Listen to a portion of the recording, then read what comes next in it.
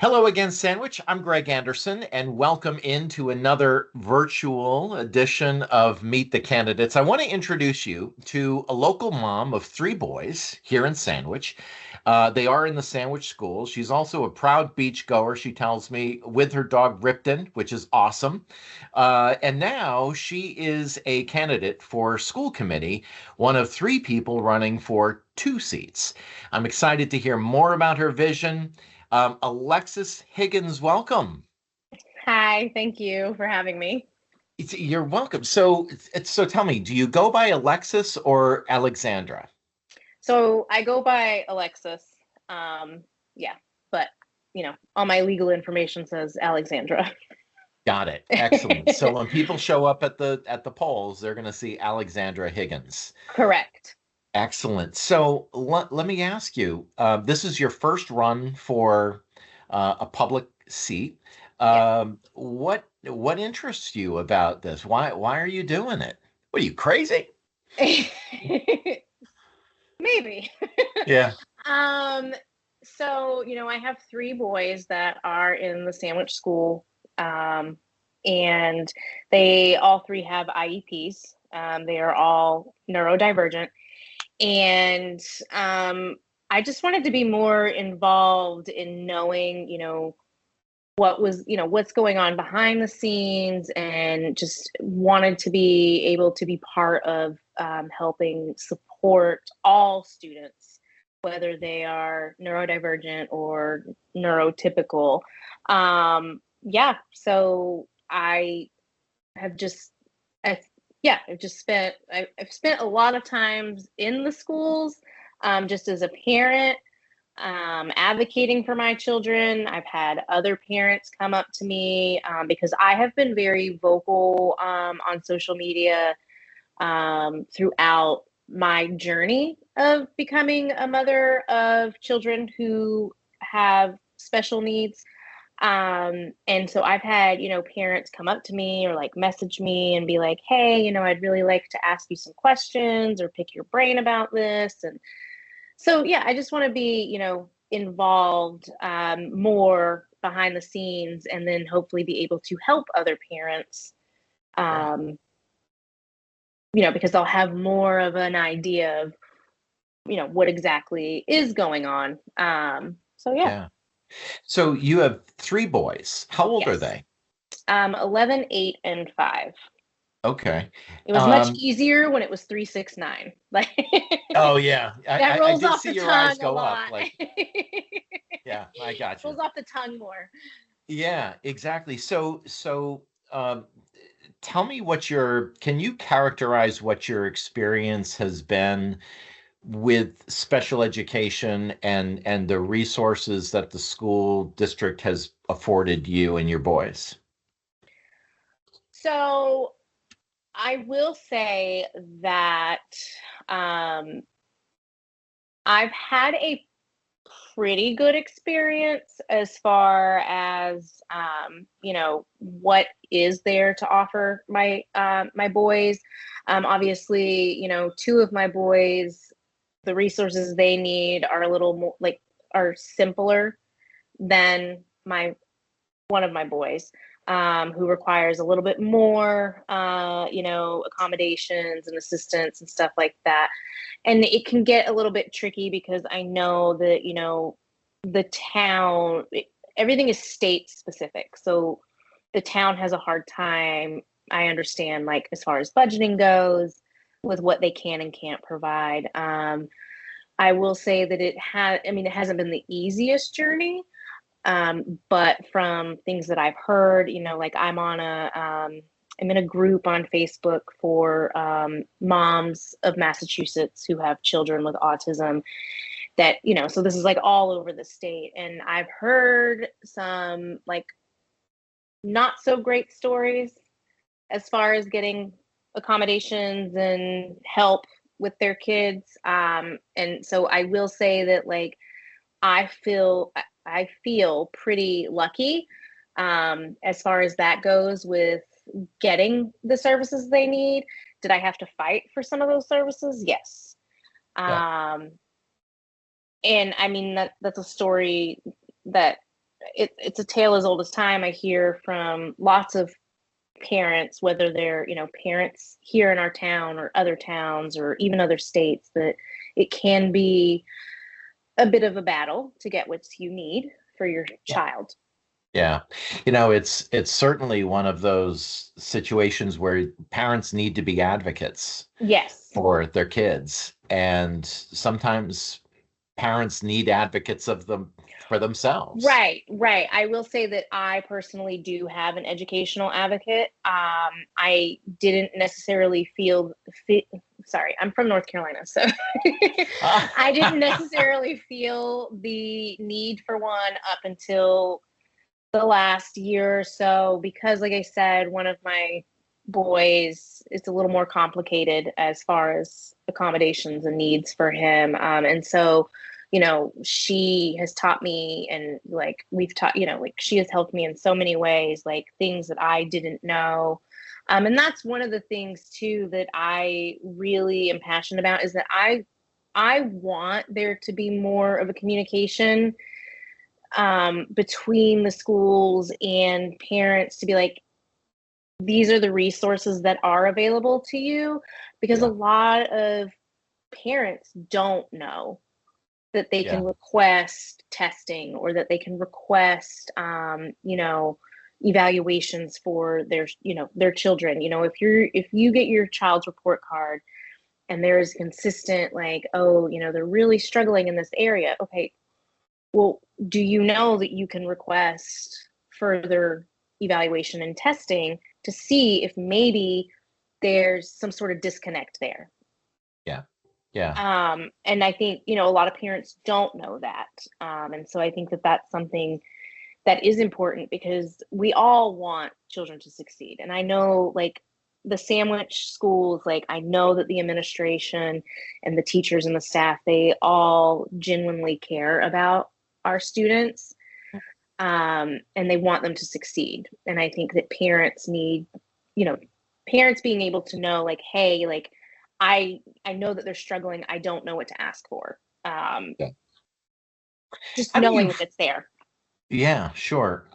When you talk about communication, can you give some examples of what you think could be done differently? I know there's emails, and I host a TV show once a month with Dr. Joe Maruschek, and so there is information that's coming out. There is a website, Yes. but I'm not a parent in the school. So are there specifics that you think could be done better to help bridge that gap of communication between the district and parents?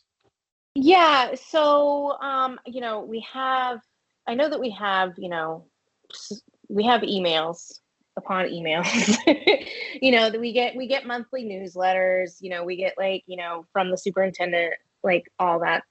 I do think, though, that, and so I don't have children that are in the high school yet. I do have one that's going to the Sandwich Middle High School next year in the fall. Um, but I have heard some parents express concern. I don't want to necessarily call them rumors, but I don't know how else you would word it. But I've heard, parents express concern about the curriculum that's being taught. And I think there should be more of a clear, like, this is our curriculum, this is what is being taught, versus you hearing rumors. And then, we all know how that the game of telephone works, and then everyone's up in Right. arms and they're upset, Yeah. and, the truth gets a little muddled. So I think maybe, and I, like, yes, the newsletters are great, hearing from, we get an email from the principals every month at the beginning of the month, and we, and every week, I know that the Forestdale assistant principal sends out a weekly newsletter about what's happening. But I think it's more of, like, important dates Hmm. versus what is really happening behind the scenes. Just more of a, like, like how are we, the curriculum, I think that is one of the biggest things that I think parents are concerned about, especially as students get older, and just having more of a, whether it be like, specialized like meetings monthly or every other month, for parents who have children of that age, so that they can get together and talk about like maybe the issues that they are facing with that age group, and just having more of a, having more open communication and like resources to maybe help, because I have a son who is 11, and that's young adolescence. It's a different, it's not something that I've ever navigated before. And I think it would be nice for, if there was a way for the schools and parents to be able to like be on the same page about what to, what to expect and Yeah. how to help and navigate those waters, because it Yeah. does get murky and muddy, especially, because kids will be kids, and they can be, not so friendly. Yeah. Yeah. And I think just having a,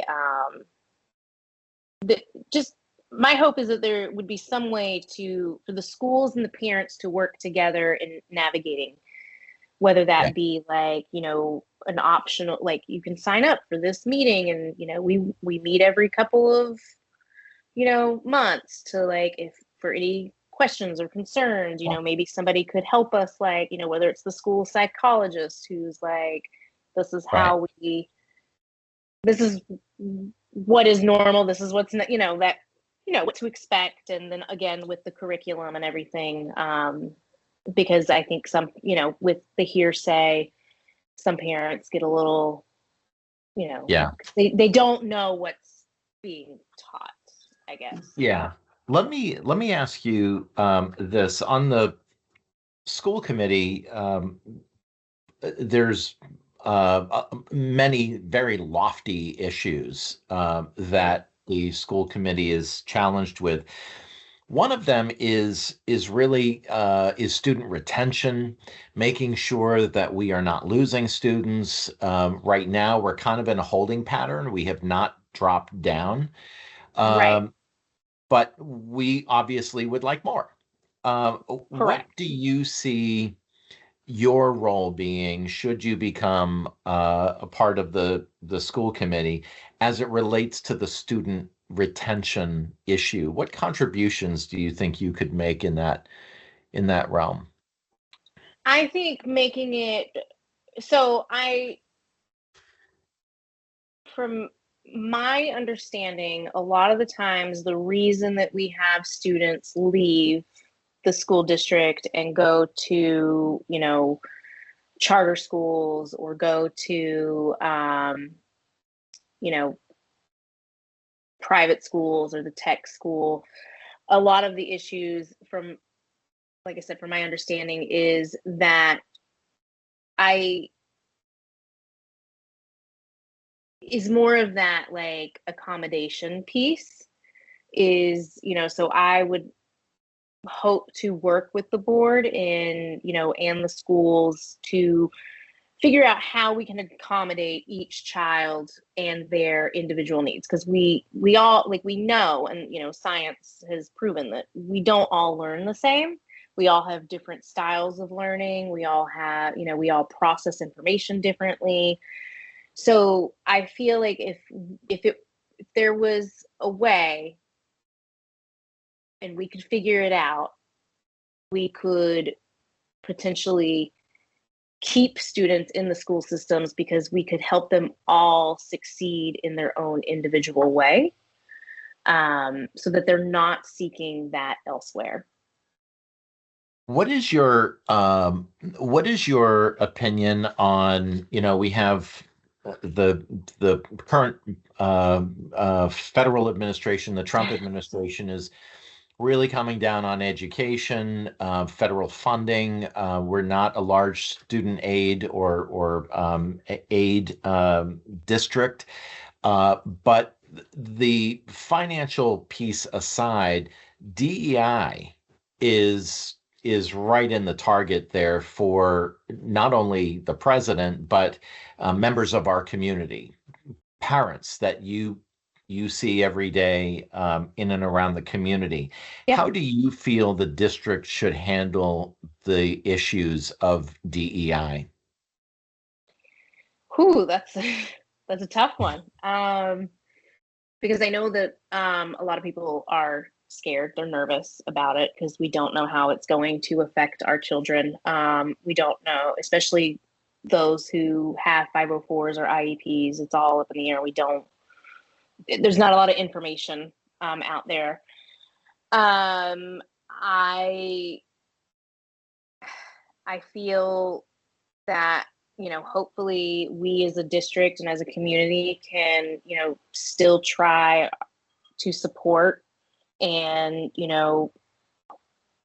give what we can to the community and the students to make sure that the needs that they have are met, whether it requires, I mean, unfortunately, federal funding is, a lot of schools depend on that. And so if that gets taken away, it may end up being more of a community effort where, we may have to do fundraising or, the PTA. I know that our PTA is great. They do so much for the schools here.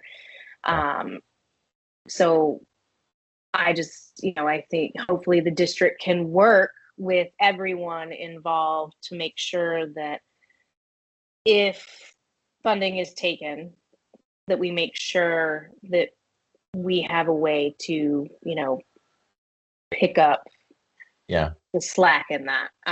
It's a very, it's it's a very heart-wrenching thing to think about because the, Yeah, how do you feel about, I don't mean to interrupt you, but no, I'm you're just fine. curious, how do you feel the district is doing as it relates to diversity and equity and inclusion? How do you feel, there's policies and there's messaging and all of that. Uh, does it land well in Alexa's world? Does it feel a little like we could do better? What's your take on the school district's stance on that? I mean, I feel because that I have younger children, I haven't really been faced with issues as far as like not being included, um, or issues when it comes to like diversity and inclusion. Because again, I have younger children. Mhm. I do know that Oak Ridge takes things like bullying very seriously, Mhm. and they are really on it when certain things happen. They're, but again, it goes back to like the transparency. I do feel like there's kind of a little lack of communication as far as policies go when it does come to bullying and how things are handled, or not even just bullying, but children, like one of my thing I think our schools do a fantastic job um as far as personal safety goes, like, or physical safety. Sure. Yeah. um but I think that emotional safety is also just as important, and I think that that is something that we could improve on as far as Yeah. like children feeling emotionally, and that kind of comes from a personal experience with one of my children where they just, there was an incident that it like emotionally affected them, Yeah. and it kind of like had a little bit of a lingering effect. And so I think we focus a lot on physical safety, but I do think we could improve making sure that children feel safe emotionally as well. Yeah. And um, that really speaks to bullying, yeah. among other things. And last year there was an incident on the school bus, and Yeah. a lot of emotion around that, as there should be. Um, it's a hard. I love that you're talking about emotional safety. I Yes. I think I love those two words together. Um, how can we do a better job in our schools to protect our kids from that? And even if it's not flat out traditional bullying, it Hmm. is other more subtle, more how do we mitigate that? How do we tamp that down, control it? Well, like, I think that, the younger grades, I love that they have the social emotional learning. They discuss that often. I think that that is fantastic, because I think that's not something that we had when I was in school. Nobody taught us social or emotional awareness, or what is the correct way to handle a situation and what is not. So I do think that they're doing a wonderful job in that area. I do think that, yeah, we could probably maybe focus a little bit more on it. But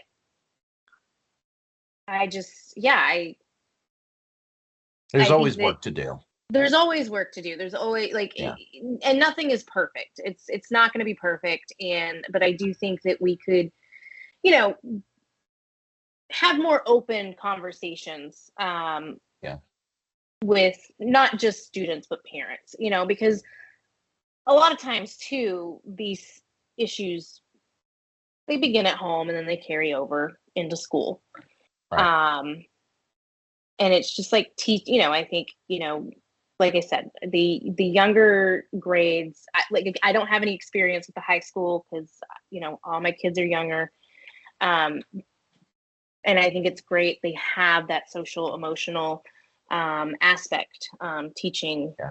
And I think that is something that we really I don't know if they continue it in the high schools, and if they do, I think we should like continue it, teaching social emotional regulation, and how to deal with certain situations that don't involve like emotional or physical violence. Yeah.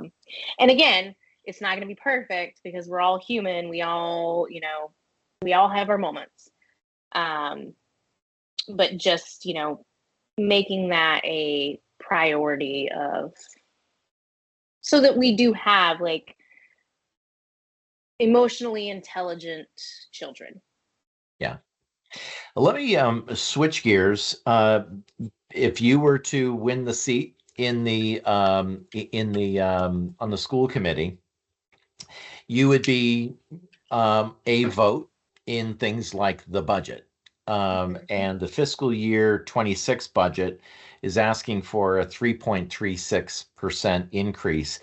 Tell me what your comfort level is, or maybe even your learning curve, which there's always a learning curve when people start a new job or a new Yeah. initiative. Um, um, how comfortable are you at looking at the budget? Do you have any opinions about the current budget, um, the 3.36 increase? um Honestly, I don't know if this is something that we can really do as like a town level, because I know, like, but we have the budget and everything.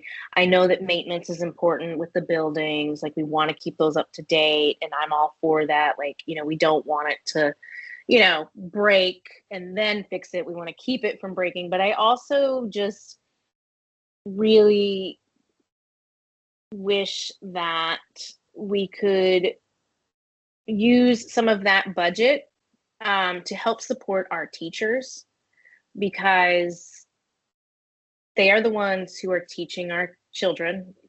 They're the ones who are providing the curriculum. And I feel my stepmother is a teacher, and she has always, she always talks to me about how much of a personal financial burden it is because she has to go, provide supplies for her students because Yeah. not all students can provide their own supplies. And so I do wish that maybe we gave more of the budget towards making sure that teachers have what they need in order to teach. Yeah. That's certainly a very almost any school district you see that Yeah. burden. How do you feel about the teacher salaries? Are we paying them enough to be competitive in against other districts from your observation?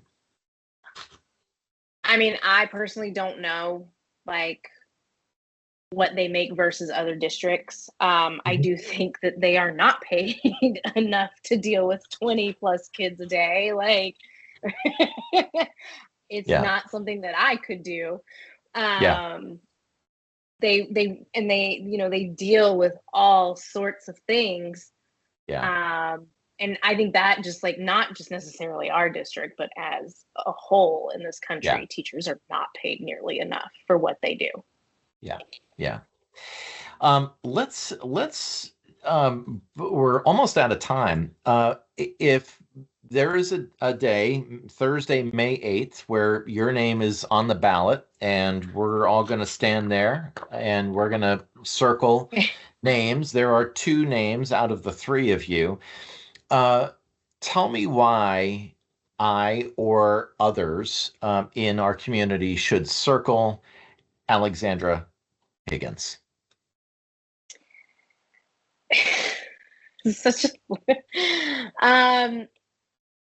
because I feel like I am a very passionate person about our my children and other children. I believe that every child deserves a chance to succeed. I wish that I could be the voice for every, and maybe I can be the voice for every child out there, um, to help make their experience in school one that they look back on and be like, wow, like I really felt like I mattered, that I was Yes. important, that everyone wanted me, that I had cheerleaders cheering me on the sidelines, no matter, you know, not just my parents, but like, the the school as a whole. Right. Um, just to, like I'm very passionate about that. I'm very passionate about children feeling, you know, successful, whether they're successful at math or whether they're successful in science or whether and maybe they're not, great at math or science, but they're great at something. And Right. I want every child to be proud of whatever it is that they are good at. Yeah. And I Yeah. mean, it can take, and I know that it can take years to learn what you are good at, but I think, these are the most, important years of their development, and their self-esteem, everything, and feeling like someone believes in them, Yeah. um, is so important, Yeah. so important. Well, look, Alexis, good luck to you. Thank you. It is not an easy thing to put your name on a No. ballot, and I hope it's been a good experience for you. Yeah. And I will just wrap up by saying, all of our neighbors out there, you got to get out and vote. I'm a big Yeah. believer that if you don't vote, don't complain. Don't sit on Facebook and complain. So I Thursday, May understand. 8th is election day here in Sandwich. And Alexis Higgins, thank you so much for your time today. I appreciate it. Yeah, no, thank you. All right. And Sandwich, I'll see you soon.